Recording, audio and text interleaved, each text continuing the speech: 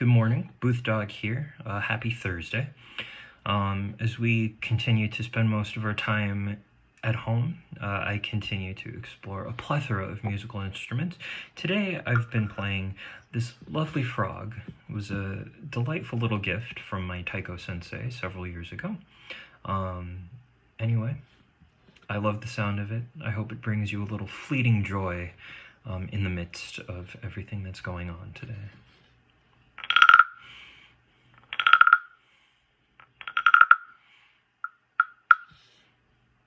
Let's bring Mr. Boothman on. Get started. Good morning, happy Thursday. We're almost to the weekend, as if that has any meaning anymore. Forgive my cynicism this morning. Your exit ticket today will be just like the last couple of days. You'll answer some basic questions about today's lesson. This is due by midnight tonight. Okay. All right, so 2 days ago we talked about what a sequence is and how we define a sequence, either explicitly or recursively. Yesterday we talked about one of the major types of sequences, that's an arithmetic sequence, where the difference between one term and the next is a common difference, some number that we're adding or subtracting. Today we're talking about a geometric sequence, the other main type of sequence that we'll discuss. Geometric sequences are sequences where the difference between one term and the next is what's called a common ratio. So we are multiplying or dividing each term by some constant to get to the next term. So geometric sequence, we start with our first term, and then we multiply by some common ratio r to get the next term. And then we multiply by r again to get the third term. And again, and so on. So A1 is the first term of the sequence.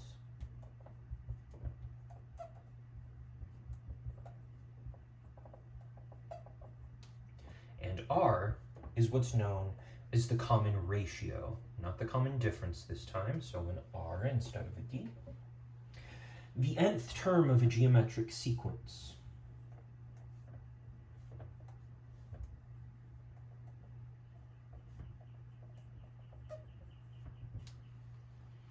is given by, well, let's think about this. We want the nth term. Well, we're starting with some term A1, and we're multiplying by some multiple of this common ratio. Now, this is our first term. To get the second term, we multiplied by r once. To get the third term, we multiplied by r twice. To get the fourth term, we multiplied by r 3 times.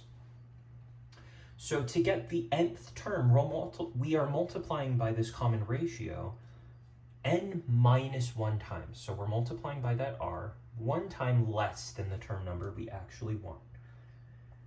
An exponent is just repeated multiplication, so this is r to the n minus 1 power. Take a second, think that through. Hopefully this should make sense intuitively where we got this formula. And now let's look at how we can use this. So just like yesterday, we looked at the nth term of an arithmetic sequence and then answered some questions about it. Today we're going to do the same thing. All right, so if A1 equals, this is part A, example 8, if A1 equals 3 and R equals 2, find the nth term of the geometric sequence. Well, the nth term is the first term times r, which is 2, to the n minus 1 power. And it's that simple. Part B, given the sequence, and I know the spacing's a little off there, so let's rewrite it here.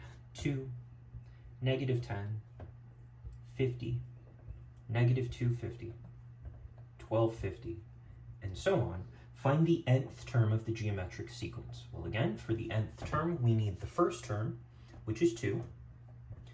And then we need our common ratio, and that will be raised to the n minus 1 power. So looking at this sequence of numbers, what are we multiplying by to get to the next term? 2 times what is negative 10? Negative 5. And we have to make sure, does that work for the rest of the sequence as well? So negative 10 times what is 50? Negative 5. 50 times negative 5 is negative 250. So r, multiplying by negative 5 each time, so r does equal negative 5. So this is the nth term formula. All right, looking at part C. Graph this function here. All right, so I'm going to spare you a bunch of the details and work here, but I do hope we recognize what kind of function this is. So again, okay, like we did yesterday, it's a little unfamiliar to us to use a, n, and n for our dependent and independent variables. So let's change it to y equals 1/5 times 2 to the x minus 1 power. Since x, our independent variable, is in the exponent, this is an exponential function. So exponential functions either growth or decay. I'm sure in the news recently we've seen quite a bit of exponential functions, exponential graphs. Real world examples, here they are. Now, 2 to the x, okay, that's going to be exponential growth since our base is greater than 1. Minus 1 here in our exponent, that's inside our function, so that is a horizontal shift, and it's the opposite, so it's to the right one. And this 1/5 is a vertical compression, okay, so our graph looks something like that. Okay, I'm not being very particular here. My point is, what do you notice about the graph? Well, as we just said, this is an exponential. And what happens if this r, so the base of our exponential, is greater than 1? Well, as we just saw, that's a case of exponential growth. When r is between 0 and 1, that's an example of exponential decay. So that would have looked like this graph right here. And when r equals 1, well, 1 to any power is just 1, so we would just be left with whatever number's in front, which is a constant.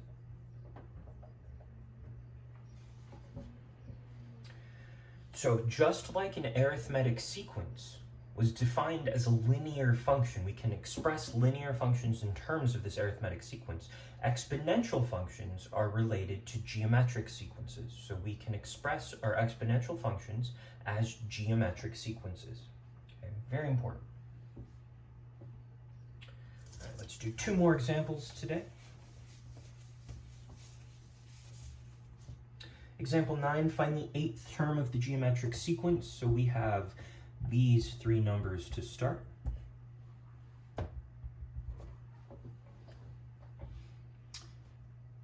Well, if we want the 8th term, then we should find the nth term. The nth term is a1 times r to the n minus 1 power. a1 for this particular sequence is 5, and we need r. So what are we multiplying by to get to the next term? 5 times what is 15? 3. And let's make sure that works again. 15 times 3 is 45. So that means our common ratio is 3. Now that we have this nth term formula, we can use it to find the 8th term of this sequence. That's 5 times 3 to the 8 minus 1 power. That's 5 times 3 to the 7th. And of course, we'd use a calculator here.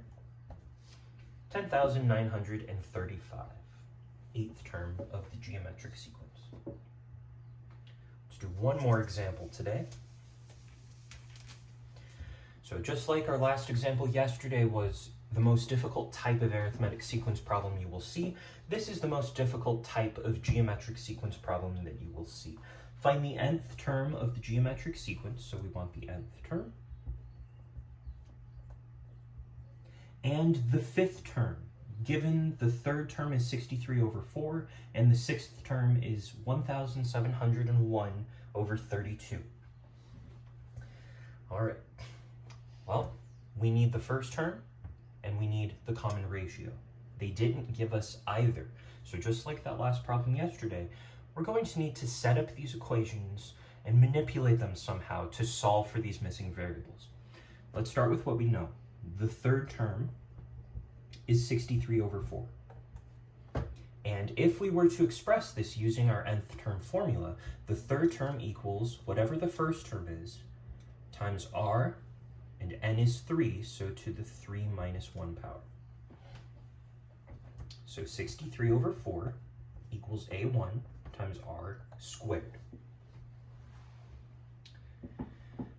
Additionally, we know that the sixth term equals 1701 over 32. And if we were to write this using the nth term formula, this equals the first term times r to the 6 minus 1 power. N is 6 in this case. So we have 1701 over 32 equals a1 times r to the 5th. Well, this isn't quite as simple as yesterday where we could use elimination here. So we're multiplying, so we can't just subtract one equation from the other. Instead, let's turn to substitution. I'm going to solve this equation right here for a1. So divide both sides by r squared. We get a1 equals 63 over 4r squared.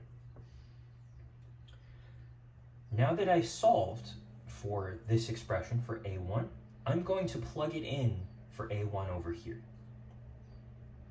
1701 over 32 equals 63 over 4r squared times r to the 5th. Okay.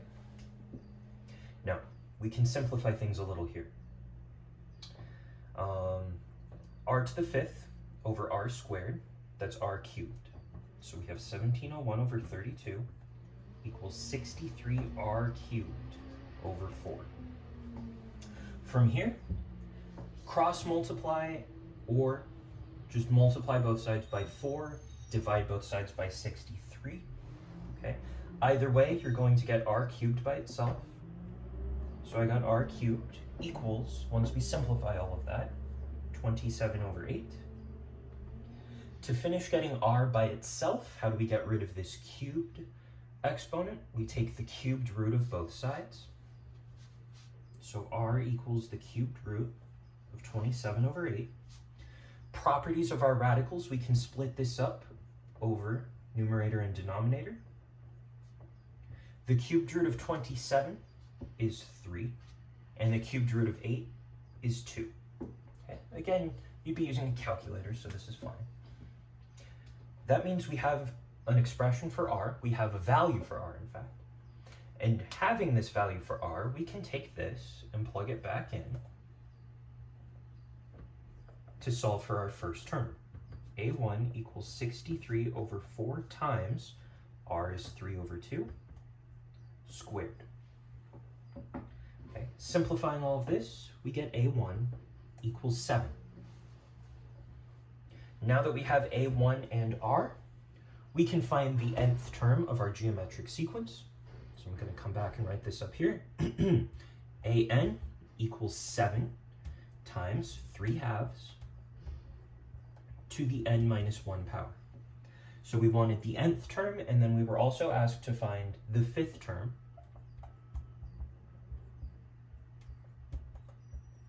So 5 minus 1.